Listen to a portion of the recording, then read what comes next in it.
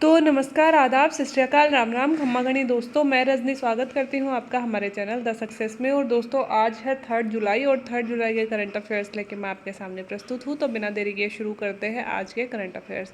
सबसे पहले दोस्तों, चौप गांव चर्चा में है, तो आप सब लोगों ने पढ़ा भी होगा, नहीं पढ़ा होगा तो इसी तरह से पूछा जा सकता है। चौप गाँव और 50 वर्ड्स मेंस में इसी तरह से पूछ लिया जाता है। और प्री में ऐसे पूछा जाएगा कि भारत का दूसरा बड़ा स्टेडियम कहाँ बन रहा है, और दूसरे बड़े स्टेडियम के बारे में निम्न कथन सत्य हैं। तो उसमें 4 कथन देंगे कि दोस्तों यह कथन जयपुर के चौप गांव में बन रहा है, यह स्टेडियम जयपुर के चौप गांव में बन रहा है, यह विश्व का दूसरा बड़ा या तीसरा बड़ा स्टेडियम होगा, यह भारत का सबसे बड़ा स्टेडियम मोटेरा है। ऐसे करके 4 देंगे तो हमें आसपास के सारे फैक्ट्स पता होने चाहिए, कंसेप्ट क्लियर होना चाहिए। जो भी हम पढ़ते हैं ना, उसका कंसेप्ट क्लियर होना चाहिए, बाकी तभी क्वेश्चन सही हो पाएंगे, चाहे वो प्री हो चाहे मेंस हो। तो मेंस के लिए 50 वर्ड्स हमारे पास होने चाहिए और प्री के लिए आसपास के फैक्ट हमारे पास होने चाहिए। और बिकॉज ऑफ अभी चर्चा में है तो इंटरव्यू देने वालों के बच्चों के लिए तो इम्पोर्टेंट है ही। कौन सा भारत का सबसे बड़ा स्टेडियम है, अभी भारत में नया स्टेडियम अनाउंस हुआ है, वो कहाँ बन रहा है, क्यों क्यों चर्चा में है, ये सारे क्वेश्चन पूछे जा सकते हैं। ठीक है, तो हम बात कर लेते हैं। दुनिया का सबसे बड़ा स्टेडियम मोटेरा गुजरात में स्थित है। अगर विश्व के सबसे बड़े स्टेडियम की बात करें तो हम सौभाग्यशाली हैं कि हमारे मोटेरा गुजरात में विश्व का सबसे बड़ा स्टेडियम है। और अब हमारे लिए खुशखबरी यह है कि विश्व का तीसरा सबसे बड़ा स्टेडियम भी भारत में ही बनने जा रहा है, और यह स्टेडियम राजस्थान की राजधानी जयपुर में दिल्ली रोड पर स्थित चौप गांव के पास में बनने जा रहा है। तो दोस्तों, विश्व का पहला बड़ा स्टेडियम है इंडिया में, और वो का है गुजरात के मोटेरा में। और विश्व का तीसरा बड़ा स्टेडियम बनने जा रहा है अब जयपुर में, हमारे जयपुर में बनने जा रहा है। दिल्ली रोड पर स्थित एक गाँव है चौप, वहाँ पे मतलब क्या बोलते हैं, बनने के लिए तैयार है, अब बनना शुरू हो जाएगा, मतलब परमिशन वगैरह मिल गई है। बता दें कि दुनिया में मोटेरा के बाद ऑस्ट्रेलिया का मेलबर्न क्रिकेट ग्राउंड दूसरे नंबर पर है, और अब जयपुर जिले के चौप गांव में प्रस्तावित क्रिकेट ग्राउंड तीसरे नंबर का होगा। तो दोस्तों, पहला मोटेरा हो गया, तीसरा हो जाएगा चौप, तो दूसरे नंबर का कौन सा है? तो दूसरे नंबर का है ऑस्ट्रेलिया का मेलबर्न क्रिकेट ग्राउंड, है ना। यह दूसरे नंबर का सबसे बड़ा स्टेडियम है, और अब जयपुर जिले के चौप गाँव में प्रस्तावित क्रिकेट ग्राउंड तीसरे नंबर का होगा, है ना। तो हमारा जो चौप में बन रहा है वो कितने नंबर का होगा? वह 3rd नंबर का होगा। तो यह अब थोड़े से अब चौप गांव के बारे में और इस स्टेडियम के बारे में जानकारी ले लेते हैं। करीब 100 एकड़ में बनने वाले इस स्टेडियम के निर्माण में कुल 650 करोड़ रुपए खर्च होंगे। तो जमीन कितनी है दोस्तों? 100 एकड़, और पैसे कितने खर्च होने वाले हैं? कुल 650 करोड़ रुपए। चौप गांव में स्टेडियम बनाने के लिए पहले खर्च में करीब 400 करोड़ रुपए खर्च होंगे। 100 करोड़ का बैंकों से कर्ज लिया जाएगा, और करीब 90 करोड़ कॉरपोरेट बॉक्स से जुटाए जाएंगे। तो इसमें कुछ बैंक कर्ज देंगे, कुछ हम कॉरपोरेट बॉक्स से जुटाएंगे। स्टेडियम 3.25 साल में बनकर तैयार हो जाएगा, और उम्मीद है कि आगामी 2.5 माह में इस स्टेडियम का शिलान्यास और भूमि पूजन शुरू हो जाएगा। ठीक है, तो हमारे लिए अच्छी बात है दोस्तों, हमारे जयपुर में इतना बड़ा, और जो जो गांव है स्पेशली उसमें दोस्तों कितनी सारी आमदनी बढ़ जाएगी। ये मतलब वहाँ की तो ज़मीनें आसमान छू गई होंगी, क्योंकि कोई भी बड़ा प्रोजेक्ट कहीं भी लगता है, जैसे रिफाइनरी लगी बाड़मेर में, तो वहाँ के ज़मीनों के भाव बहुत बढ़ जाते हैं, तो आसपास के लोगों को फ़ायदा बहुत हो जाता है।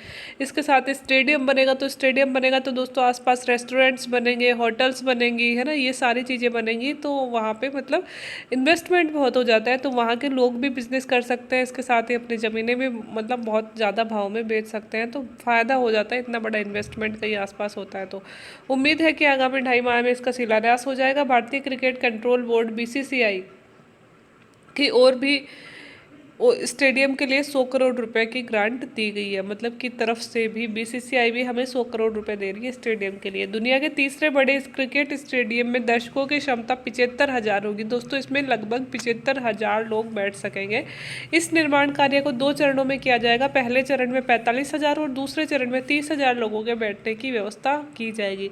स्टेडियम में 2 अभ्यास मैदान होंगे, एक अकेडमी होगी, क्लब हाउस होगा, होटल्स की सुविधा होगी। ठीक है, तो क्या क्या होंगे स्टेडियम में दोस्तों? 2 तो अभ्यास मैदान होंगे, अकेडमी होगी, क्लब हाउस होगा, और होटल्स की सुविधा होगी।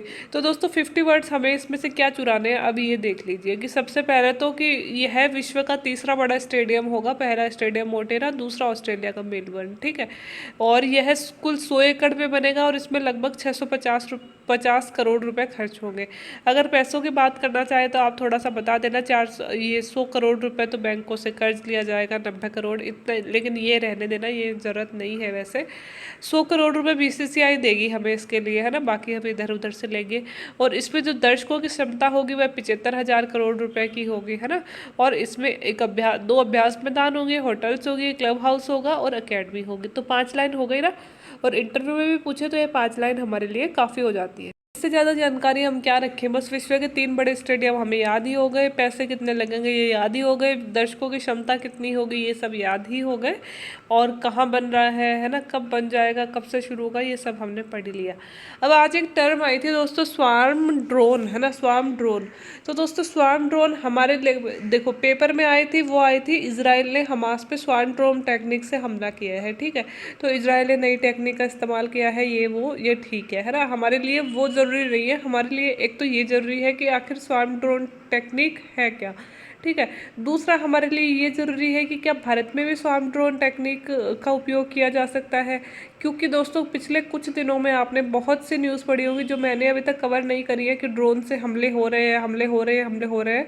तो मैंने इसलिए कवर नहीं करी कि ये सारी न्यूज़ आप पेपर में पढ़ लेते हो कि यहाँ ड्रोन दिखा, वहाँ ड्रोन दिखा, इसको हमने विनाश किया, ख़त्म किया, इसको उड़ाने से पहले ये गायब हो गया, ठीक है, ये वो।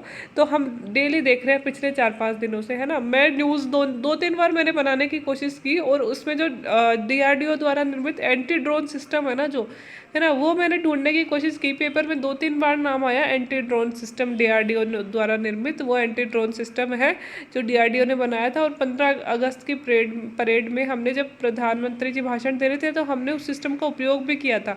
लेकिन उस एंटी ड्रोन सिस्टम को जब भी मैं गूगल पे मैंने फाउंड किया, सर्च किया, तो मुझे कहीं भी उसका अच्छा सा विवरण नहीं मिला। तो मैंने 2-3 बार क्वेश्चन बनाया, लेकिन मुझे ढंग से, मुझे मतलब ड्रोन तो मैं बता देती कि भाई यहाँ ड्रोन पकड़ा गया, यहाँ, तो ये हमारे लिए ज़रूरी नहीं है कि कहाँ ड्रोन उड़ रहे हैं, है ना। हमारे लिए ज़रूरी है कि इन ड्रोनों से बचाव के लिए हम क्या कर सकते हैं। तो वो एंटी ड्रोन सिस्टम मैंने ढूंढने की कोशिश की, अभी मुझे मिली नहीं है, मिला नहीं वो गूगल पे। जैसे ही मुझे मिलेगा ना वो, तो मैं आपके साथ ज़रूर डिस्कस करूँगी, क्योंकि वो टेक्निक पूछी जा सकती है। क्योंकि एक तो वो इंडिजीनियस टेक्निक है, हमारे देसी, मतलब देशी DRDO के द्वारा निर्मित है, और दूसरी क्योंकि ड्रोन संभावित खतरा बन गया है ना, आने वाले दिनों में। तो ड्रोन के लिए एंटी ड्रोन टेक्निक हमारे लिए ज़रूरी है। तो हमारे स्वदेश में पहले से अगर कोई टेक्निक विकसित है तो हमारे लिए पढ़ना जरूरी हो जाता है। इसलिए मैंने वो न्यूज़ कवर नहीं करी थी, क्योंकि मुझे वो मिला नहीं था, ठीक है। जैसे ही मिलेगा वो मैं कवर कर दूंगी। आज वो स्वार्म ड्रोन टर्म आई है। स्वार्म ड्रोन टर्म भारत के लिए भी इम्पोर्टेंट है, क्योंकि भारत पे भी ड्रोन के हमले हो रहे हैं। आपने 5-6 दिनों से न्यूज़ पढ़ी होगी। तो पहले तो हम ये देख लेते हैं कि ये हमले क्यों हुए हैं, और किसके, मतलब किस पे शक है हमें कि कौन ये हमले करवा रहा है, और फिर हम देखेंगे कि स्वार्म ड्रोन टेक्निक क्या है। तो पहले नीचे ये हमले देख लेते हैं कि हमले क्या है। जम्मू एयरफोर्स स्टेशन पर हुए ड्रोन अटैक के बाद में आतंकी साजिश का जो नया हवाई सिलसिला शुरू हुआ है, इसकी इनसाइड स्टोरी धीरे धीरे सामने आने लगी। 5-6 जगहों पर ड्रोन दिखे हैं, कई हमने नष्ट कर दिए, कई भाग गए। तो उसके बाद में दोस्तों हमने मतलब इसकी तहकीकात की, तो कुछ नई नई बातें सामने आई हैं। बाजवा एंड कंपनी की हवाई साजिश के नए सबूत और सुराग मिल रहे हैं। जम्मू कश्मीर में हुए ड्रोन हमले के मलबे की जांच में सामने आया है कि हमले के लिए जिन विस्फोटकों का इस्तेमाल हुआ है वो आर्मी ग्रेड के हैं, और उनका लिंक पाकिस्तानी ऑर्डिनेंस फैक्ट्री से जुड़ रहा है। मतलब ड्रोन में जो चीज़ें विस्फोटक यूज हुए हैं ना, वो आर्मी यूज़ करती है, और वो आर्मी पाकिस्तानी ऑर्डिनेंस फैक्ट्री, वो जो चीज़ें हैं वो पाकिस्तानी ऑर्डिनेंस फैक्ट्री की है, ये हमें पता चल गया है। धमाके से ज़्यादा नुकसान हो इसके लिए विस्फोटक स्टील केस में रखे गए हैं, जो आमतौर पर सेना ही इसका इस्तेमाल करती है। मतलब क्या हुआ, किसी न किसी देश की सेना ने ही ये चीज़ें भेजी हैं। सुरागों और सबूतों से साफ है कि हमले का प्लान पाकिस्तानी फौज ने बनाया, और आतंकी संगठनों ने अपना आका के प्लान को अंजाम तक पहुंचाया। प्लान बनाया है पाकिस्तानी सेना ने, और इसे अंजाम तक पहुंचाया पाकिस्तान के आतंकवादियों ने। जानकारी के मुताबिक हिंदुस्तान के खिलाफ ड्रोन वाली साजिश के तार लश्कर तैयबा तक ही सीमित नहीं है। सूत्रों के मुताबिक ड्रोन हमले का प्लान पाकिस्तानी आर्मी ने लश्कर तैयबा और जैश ए मोहम्मद के साथ मिलकर बनाया था, और इसके लिए POK की कोटली में एक मीटिंग हुई थी, और पूरा जिम्मा पाकिस्तानी आर्मी की 505 UAV ब्रिगेड को दिया गया था, जो POK के मंगला में है। तो आप समझ सकते हो ये सारी साजिश रची हुई है पाकिस्तानी आर्मी की, और जिसमें उन्होंने 2 आतंकी संगठनों को यूज़ किया है, लश्कर तैयबा और जैश ए मोहम्मद, और दोनों ने मिलकर ये हमने लगभग पुख्ता सबूत जुटा भी लिए और पाकिस्तान से निश्चित रूप से हम इस पर बात भी करने वाले हैं। ये मैंने इसलिए बताया है कि देखो ड्रोन अटैक जो हो रहे हैं ना, तो अभी इंटरव्यू है तो ड्रोन अटैक के बारे में आपने सुना है कहाँ कहाँ हुए हैं, 2-3 जगह के नाम हम बता सकते हैं। उसके बाद भी पूछेंगे कि इंडियन मतलब हम जो इंडिया है वो किस पे शक कर रहा है, क्या हमें ऐसे कोई सबूत मिले जिससे हमें कुछ पता चले। तो इसलिए मैंने ये छोटी सी न्यूज़ दे दी कि हमें ऐसे सबूत मिल गए हैं जिससे हमें पता चल रहा है कि ये ड्रोन भेजे किसने है। ठीक है, यहाँ तक तो सीधी सी बात है दोस्तों, दो ही तो हमारे दुश्मन है, या तो चाइना या पाकिस्तान, और दो ही हमारे बॉर्डर एरिया पे है। बहुत दूर से तो ड्रोन आ नहीं सकता है दूसरे देशों को कवर करते हुए, तो ऑब्वियसली किसी सीमाई क्षेत्र नहीं भेजे हैं, है ना। तो इनमें से कौन भेजेगा, या तो चाइना या पाकिस्तान। तो हमें पता चला है कि ये पाकिस्तान का किया धरा है। ठीक है, अब देख लेते हैं स्वार्म ड्रोन टेक्निक है क्या, जो आज टर्म आई थी पेपर में। तो वो दोस्तों वो है जब कई ड्रोन एक साथ मिलकर एक मिशन को अंजाम देते हैं, तो इस सिस्टम को ड्रोन स्वार्मिंग कहते हैं। जब एक ड्रोन नहीं कई सारे ड्रोन आते हैं एक साथ और मिलकर एक साथ किसी मिशन को अंजाम देते हैं, उन्हें किसी मिशन पे भेजा जाता है, एक टारगेट सेट किया जाता है और एक साथ आकर किसी मिशन को अंजाम देते हैं, तो इसे कहते हैं ड्रोन स्वार्मिंग। इनमें से एक मदर ड्रोन होती है जिसके अंदर कई सारे छोटे छोटे ड्रोन निकलते हैं जो अलग अलग ठिकानों पर हमला करने में सक्षम होते हैं। एक होती है मदर ड्रोन, है ना, वही सबकी माँ होती है, और उसमें से आके उस जगह पे जहाँ पे उनको हमला करना है वहाँ पे आके कई छोटे छोटे से ड्रोन उसमें से निकलते हैं, फिर वो अलग अलग दिशाओं में चले जाते हैं और वहाँ पे जाके हमला करते हैं। अधिक संख्या के कारण दुश्मन की एंटी एयरक्राफ्ट गन भी इसके ऊपर ज़्यादातर बेअसर साबित होती है, क्योंकि एंटी एयरक्राफ्ट गन क्या करेगी, एक बार में एक ड्रोन को नष्ट करेगी। ये बहुत सारे ड्रोन होते हैं और वो समझ नहीं पाती है गन की किस किस को मारे, इसलिए लगभग वो भी इन पे बेअसर हो जाती है। तो टर्म समझ गए कि ड्रोन स्वार्मिंग या स्वार्म ड्रोन क्या है। जब बहुत सारे ड्रोन मिलकर किसी एक मिशन को अंजाम देते हैं तो उसे बोलते हैं ड्रोन स्वार्मिंग। इसमें एक मदर ड्रोन होता है और वह लक्ष्य पर आकर उसके अंदर से छोटे छोटे बहुत सारे ड्रोन निकलते हैं जो अलग अलग दिशाओं में जाकर हमला करते हैं, और इस पर जो एंटी ड्रोन गन्स होती हैं वो भी लगभग बेअसर साबित हो जाती है। ठीक है, स्वार्म ड्रोन 50 किलोमीटर तक उड़ सकता है और टारगेट के बेहद करीब तक जाकर महज 500 मीटर की दूरी पर निशाना साध सकता है। इसमें बंदूक या बम भी लगे हो सकते हैं जिसपे फायर या विस्फोट किया जा सकता है। जो स्वार्म ड्रोन है दोस्तों 50 किलोमीटर तक उड़ सकता है और टारगेट के लगभग 500 मीटर पास तक जाकर हमला कर सकता है, और इसमें बंदूक वगैरह भी हम यूज़ कर सकते हैं, बम वगैरह भी यूज़ कर सकते हैं। अब बात करें भारत की, तो भारत के स्वार्म ड्रोन ये भविष्य के वो हवाई योद्धा है जो पाकिस्तान की हिमाकतों का जवाब देने के लिए पलक झपकते ही सरहद को पार कर सकते हैं। ये हिंदुस्तान के वे स्वार्म ड्रोन है जो ऑर्डर मिलते ही पाकिस्तान की जंगी सनक की सर्जरी कर सकते हैं। मतलब दोस्तों अभी हमारे पास हैं स्वार्म ड्रोन, लेकिन हमारे पास बहुत कम है। आज के पेपर में आया पाकिस्तान, हम अमेरिका से बहुत सारे स्वार्म ड्रोन खरीदने वाले हैं ताकि हमारे जो सीमाई क्षेत्र हैं उनकी हम रक्षा कर सकें। ठीक है, और फिर ये सारी न्यूज़ मैंने कवर बता ही दी आपको। तो दोस्तों स्वार्म ड्रोन यहाँ पे टेक्निक इंपॉर्टेंट हो जाती है, खासकर इंटरव्यू जो बच्चे दे रहे हैं ना उनके लिए, है ना, अभी तो क्योंकि ये पूछी जाएगी ये टर्म, है ना, और क्योंकि ड्रोन अटैक की बात आने ही वाली है इंटरव्यू में, अब पूछ भी ली गई होगी आज या कल के बच्चों से, आने ही वाली है। और मेंस में भी हमारे लिए साइंस एंड टेक्नोलॉजी में से आप पूछते हो मैम कौन से नोट्स पढ़े, तो ये ही चीज़ें पढ़नी है। ये साइंस एंड टेक का एक क्वेश्चन हो गया, ये उतार लेना कॉपी में, ऐसे ही चीज़ें पूछी जाती हैं साइंस एंड टेक में। ठीक है, आगे चलते हैं। ब्लैक कार्बन दोस्तों आज के पेपर में आया था कि गंगा के तट पे ना ब्लैक कार्बन बहुत सारा मिला है और उससे बहुत प्रदूषण का खतरा, मतलब लोगों की जान को खतरा हो गया है। तो हम पढ़ेंगे कि भाई कहाँ ब्लैक कार्बन का खतरा बढ़ा है, वही न्यूज़ मैंने कवर की है, और कैसे खतरा होता है, ये कैसे नुकसान पहुँचाते हैं, ब्लैक कार्बन आखिर होता क्या है, कहाँ से आता है। वैसे पहले भी मैंने एक दिन आपसे ब्लैक कार्बन डिस्कस किया था, लेकिन दोस्तों एनवायरनमेंट से रिलेटेड ऐसे क्वेश्चन बहुत आते हैं और इंटरव्यू वालों को तो फेवरेट होते हैं एनवायरनमेंट से रिलेटेड क्वेश्चन, तो ऐसे क्वेश्चन पूछे जाते हैं। ठीक है, तो आज हम पढ़ेंगे, वो न्यूज़ कवर करेंगे जो पेपर में आई है, वो न्यूज़ कवर करेंगे। इसके साथ ही कुछ और चीज़ें कि ब्लैक कार्बन होता क्या है और इससे क्या असर होता है, ये सारी चीज़ें पढ़ेंगे। तो हमारी एक संस्था है जलवायु परिवर्तन अनुसंधान उत्कृष्टता केंद्र के वैज्ञानिकों ने एक शोध में ब्लैक कार्बन को मृत्यु दर को लेकर कई सारे खुलासे किए हैं। ब्लैक कार्बन से होने वाली मृत्यु दर को लेकर गंगा के मैदानी क्षेत्रों में ब्लैक कार्बन की बहुतायत है और इसका क्षेत्रीय जलवायु और मानव स्वास्थ्य पर गंभीर दुष्प्रभाव पड़ता है। ये बताया है हमारे जलवायु परिवर्तन अनुसंधान उत्कृष्टता केंद्र ने बताया है कि गंगा का जो तट है ना, उस पर ब्लैक कार्बन बहुत सारा मिलता है और इससे वहाँ की जलवायु, क्षेत्रीय जलवायु मतलब लोकल एरिया की जो क्लाइमेट है वो, और इसके साथ ही मानव स्वास्थ्य पर बहुत गलत प्रभाव पड़ रहा है। इन प्रदूषकों के अगर सबसे ज़्यादा प्रभाव की बात करें दोस्तों ब्लैक कार्बन की, तो 5 से 44 आयु वर्ग के समूह है कि पुरुषों पर सबसे ज़्यादा प्रभाव ये पुरुषों पर डालते हैं, 5 से 44 वर्ग के पुरुषों पर। और इसके साथ ही जाड़े के मौसम में दोस्तों ब्लैक कार्बन बहुत ज़्यादा प्रभावी हो जाता है।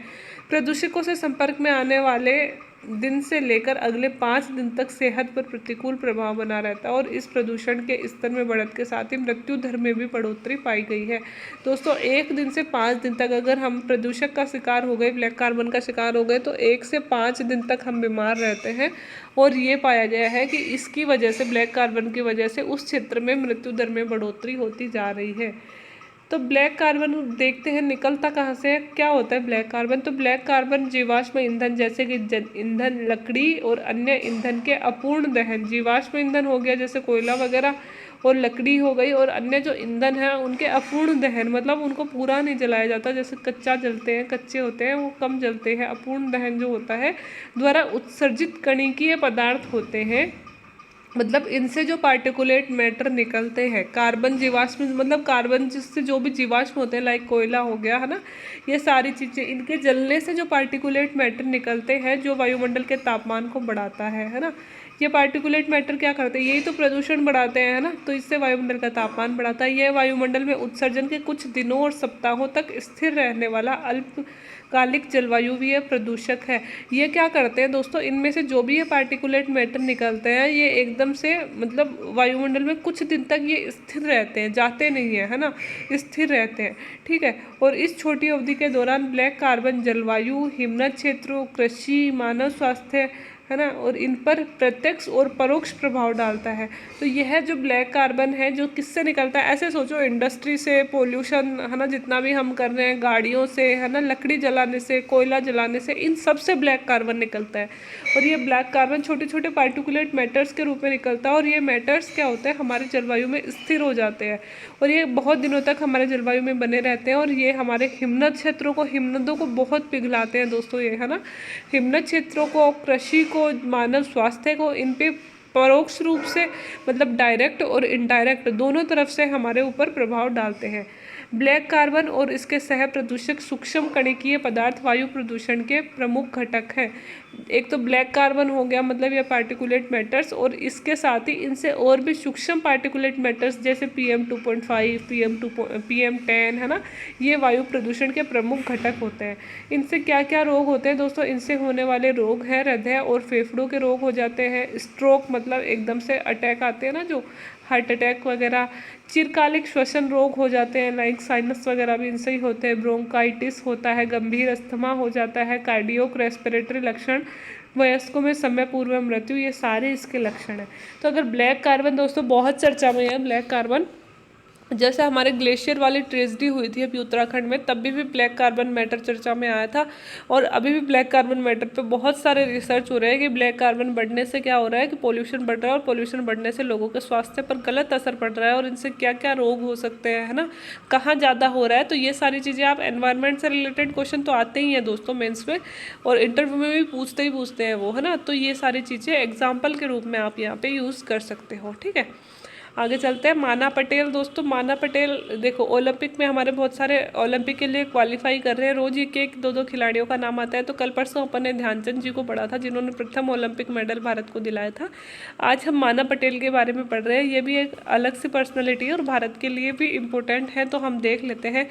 भारत की तैराक माना पटेल टोक्यो ओलंपिक के लिए क्वालिफाई करने वाली भारत की तीसरी तैराक है, वहीं ऐसा करने वाली भारत की पहली महिला है दोस्तों। इन्होंने मतलब तैराकी के लिए ओलंपिक के लिए क्वालिफाई किया है, तो तैराकी में जाने वाली वैसे तो तीसरी पर्सन है ना, लेकिन प्रथम महिला है तैराकी के लिए क्वालिफाई करने वाली। आज तक हमारी कोई भी महिला नहीं गई है ओलंपिक में तैराकी के लिए, यह जाने वाली प्रथम महिला है। भारतीय तैराकी महासंघ ने शुक्रवार को इसकी जानकारी हमें दी। होनहार एथलीट माना पटेल ने शुक्रवार को इतिहास रच दिया, क्योंकि वह यूनिवर्सिटी कोटा के जरिए टोक्यो 2020 ओलंपिक में क्वालिफाई करने वाली पहली भारतीय महिला बन गई है। यूनिवर्सलिटी है दोस्तों, ये यूनिवर्सिटी नहीं है, यूनिवर्सलिटी कोटा होता है। यूनिवर्सलिटी कोटा क्या होता है वो हम आगे पढ़ेंगे, लेकिन वह पहली ऐसी भारतीय है जो यूनिवर्सलिटी कोटा में क्वालिफाई करी है उन्होंने, है ना, कोटा में क्वालिफाई करा है, और मतलब टोक्यो ओलंपिक में भाग लेने के लिए उन्होंने क्वालिफाई कर लिया है। तो यूनिवर्सलिटी कोटा एक देश के पुरुष और महिला के प्रतियोगी को ओलंपिक में भाग लेने की अनुमति देता है। मतलब वैसे तो देखो गेम्स अलग अलग होते हैं ना, जैसे कि लड़कियों के अलग पुरुषों के अलग, लेकिन कुछ कोटा ऐसे होते हैं जो यूनिवर्सलिटी होते हैं, इसमें पुरुष और महिला एक साथ भाग ले सकते हैं और कोई भी क्वालिफाई कर सकता है। तो ऐसा ही यूनिवर्सलिटी कोटा है, और इसमें पहली बार की, उसमें पुरुष भी होंगे महिला भी होंगी, तो इसमें पहली बार भारत की किसी महिला ने क्वालिफाई किया है, तो यह भी हमारे लिए एक प्राउड का मोमेंट है। अब बात करें टोक्यो ओलंपिक की, तो जापान की राजधानी टोक्यो है के शहर में 23 जुलाई से 8 अगस्त को होने वाले इस महीने के ग्रीष्मकालीन ओलंपिक के लिए 21 वर्षीय माना पटेल, साजन प्रकाश और श्रीहरि नटराजन के साथ में भारत की तैराकी टीम में शामिल होंगी। तो दोस्तों भारत के 3 सदस्य तैराकी के लिए जा रहे हैं, इसमें से एक है श्रीहरि नटराजन, एक है दोस्तों साजन प्रकाश और एक हमारी माना पटेल। तो पहली महिला और वैसे तीसरी तैराक है हमारी, ठीक है।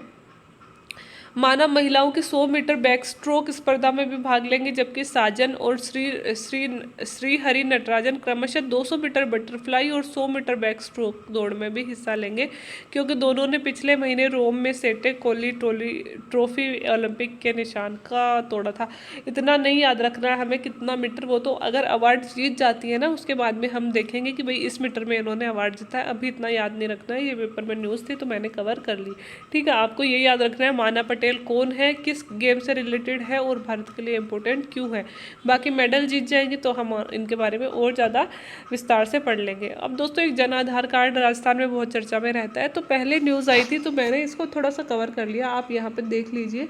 आधार कार्ड योजना की बात करें, मुख्यमंत्री अशोक गहलोत की अध्यक्षता में बुधवार को एक मंत्रिमंडल में बैठक में भामाशाह कार्ड को बंद करके जन आधार कार्ड लागू करने के फैसले पर मोहर लग गई। अब जन आधार कार्ड 1 अप्रैल से लागू होगा, वही भामाशाह कार्ड 31 मार्च 2020 को ही तक ही मान्य था। तो दोस्तों ये मतलब थोड़ी सी पुरानी न्यूज़ है कि भाई जन आधार कार्ड 31 मार्च 2020 तक तो भामाशाह कार्ड चलता था, और 1 अप्रैल से हमारे यहाँ पे 1 अप्रैल 2020 से जन आधार कार्ड लागू हो गया। ये तो है पुरानी न्यूज़, हमें बस देखना ये है कि जन आधार कार्ड क्या है और ये क्या क्या काम आता है, क्योंकि जन आधार कार्ड इंटरव्यू में भी बहुत सारे लोगों से पूछा गया जन आधार कार्ड क्या है, तो हमारे सामने 5-7 लाइन होनी चाहिए, और मुझे लगता है कहीं ना कहीं मेंस में भी क्वेश्चन आने वाला है जन आधार कार्ड से, किसी ना किसी तरीके से तो आएगा, डायरेक्ट इनडायरेक्ट, तो हमें थोड़ा सा ध्यान में रख लेना चाहिए जन आधार कार्ड क्या है। तो जन आधार कार्ड के तहत जनसांख्यिकी और सामाजिक आर्थिक सूचनाओं का डाटाबेस तैयार करके प्रत्येक परिवार को एक नंबर, एक कार्ड, एक पहचान के लिए 10 अंकों का नंबर जारी किया जाएगा। मतलब दोस्तों हमारे जनसांख्यिकी है, मतलब जनसंख्या के आधार पर जो डेटा है, और प्लस सामाजिक आर्थिक जनगणना के आधार पर डेटाओं से एक कार्ड तैयार किया गया है, उनसे जो डेटा मिले हैं उनके आधार पर एक कार्ड तैयार किया गया है। अब हमें एक ही कार्ड चाहिएगा, मतलब जैसे पहले भामाशाह अलग होता था, आधार अलग होता था, अब वो जन आधार ही हर जगह चल जाएगा हमारा, ठीक है। इसी में ही वो जो स्वास्थ्य बीमा वाला है ना वो भी इसी में ऐड हो जाएगा, तो अब हो जाएगा एक ही नंबर एक परिवार का अलॉट होगा और एक ही कार्ड। पहले अलग अलग कार्ड हो गए थे ना हर चीज़ के, तो अब एक नंबर एक कार्ड, है ना। तो इसमें 10 अंकों का पहचान पत्र होगा हमारा, 10 अंकों का नंबर होगा हमारा। यह कार्ड बनने के बाद अलग अलग कार्ड बनवाने की जरूरत नहीं पड़ेगी, यह card ration card, Bhamashah card की जगह लेगा, यानी हम कह सकते हैं कि इन सभी कार्डों का लाभ एक ही कार्ड से उठाया जा सकेगा। तो दोस्तों पहले भामाशाह कार्ड अलग है, राशन कार्ड अलग है ना, ये सब अलग है। तो अब क्या हो जाएगा, अब 10 अंकों का एक कार्ड बन जाएगा हमारा, जो जन आधार बना है वो बन गया, और इससे ही हमें राशन भी मिल जाएगा, यही हमारा भामाशाह कार्ड भी हो जाएगा, और शायद मेरे हिसाब से आधार की जगह भी यही यूज हो सकता है। आधार की जगह हम इसको भी दिखा सकते हैं, वो ऑल इंडिया में चलेगा भी। जन आधार के लाभ क्या है दोस्तों, राशन कार्ड से मिलने वाली सुविधा जन आधार कार्ड से मिलेगी, ये तो हमने देख लिया। पेंशन कर्मियों को हर साल जीवित प्रमाण पत्र बनाना पड़ता था, अब नई योजना के तहत यह प्रमाण पत्र हर साल नहीं बनवाना पड़ेगा, उनको भी जन आधार के आधार पर पेंशन मिल जाएगी, उनको हर साल प्रमाण पत्र नहीं बनवाना पड़ेगा। परिवार के प्रत्येक सदस्य का नाम ऑटो ऐड हो जाएगा, बार बार नाम जुड़वाने की ज़रूरत नहीं पड़ेगी, है ना। सभी सदस्यों का नाम अपने आप ऐड हो जाएगा, बार बार नाम जुड़वाने की भी ज़रूरत नहीं पड़ेगी। जन आधार कार्ड एक परिवार की एक पहचान बनेगा, यानी एक कार्ड एक नंबर एक पहचान। मतलब अभी तो जो कार्ड होते हैं वो सबके अलग अलग होते हैं ना। जन आधार कार्ड एक परिवार का एक ही कार्ड होगा, ठीक है। ई कॉमर्स और बीमा सुविधा का लाभ भी हमें इस कार्ड के द्वारा मिल जाएगा। तो दोस्तों अगर इसके लाभ देखना चाहें तो ये सारे लाभ आप याद कर लेना, क्या काम आएगा, कितने नंबर होंगे, कैसे तैयार किया गया है और क्या क्या लाभ है। तो ये लाभ बहुत अच्छे से याद कर लेना। मुझे 100% लगता है ये मेंस में किसी ना किसी तरह से इसमें से क्वेश्चन बनने वाला है, ठीक है। जन आधार कार्ड की थोड़ी सी मुख्य बातें भी देख लेते हैं। भामाशाह कार्ड की तरह यह कार्ड भी महिला मुखिया के नाम से ही होगा, परिवार की मुखिया इसमें भी महिला को ही बनाया जाएगा। अगर किसी परिवार में महिला नहीं है तो पुरुष के नाम से भी जन आधार कार्ड बन सकता है। इसमें एक ही कार्ड में परिवार के सभी सदस्यों को जोड़ा जाएगा। इस आधार कार्ड में 10 अंकों का एक पंजीयन नंबर हमें दिया जाएगा। जिसका भामाशाह कार्ड पहले से बना हुआ है उसे जन आधार कार्ड बनवाने की ज़रूरत नहीं है। उस परिवार का मोबाइल नंबर पर SMS या फ़ोन करके 10 अंकों का पंजीयन नंबर भेज दिया जाएगा। जैसे कि हमारा आधार कार्ड पहले से बना हुआ है ना, तो हमें अलग से, भामाशाह कार्ड पहले से बना हुआ है तो हमें अलग से जाकर जन आधार बनाने की ज़रूरत नहीं होगी। हम एक मैसेज करेंगे हमारे फ़ोन से और 10 अंकों का जो नंबर है वो हमें भेज दिया जाएगा और फिर जाके कहीं भी फोटोस्टेट की दुकान से उसकी एक कॉपी हम निकलवा सकते हैं, वही हमारा जन आधार कार्ड होगा। जिस परिवार का भामाशाह कार्ड नहीं बना हुआ है उसे ही नया जन आधार कार्ड बनवाना होगा। तो बहुत इजी सी प्रोसेस है और मुझे नहीं लगता अब जन आधार कार्ड में कोई भी आपको दिक्कत होगी। सारी बातें मैंने यहाँ पे एक्सप्लेन कर दी है। फिर भी कोई दिक्कत हो तो कमेंट बॉक्स में कमेंट करके पूछ सकते हैं। जन आधार कार्ड दोस्तों अच्छे से तैयार कर लेना, क्योंकि राजस्थान की जो भी इंपॉर्टेंट योजना होती है, ये भी एक फ्लैगशिप योजना है राजस्थान की, तो जो भी इंपॉर्टेंट स्कीम होती है ना वो 100% मेंस में आ ही जाती है। तो ये अच्छे से इसको याद कर लेना। तो आज के करंट अफेयर्स में इतना ही। उम्मीद है आप लोगों को अच्छे लगे होंगे। अच्छे लगे हो तो please like share and subscribe कर दे चैनल को। और वीडियो देखने के लिए थैंक यू सो मच और अपने प्यारे प्यारे वैल्यूएबल कमेंट्स करते रहिएगा। Thank you.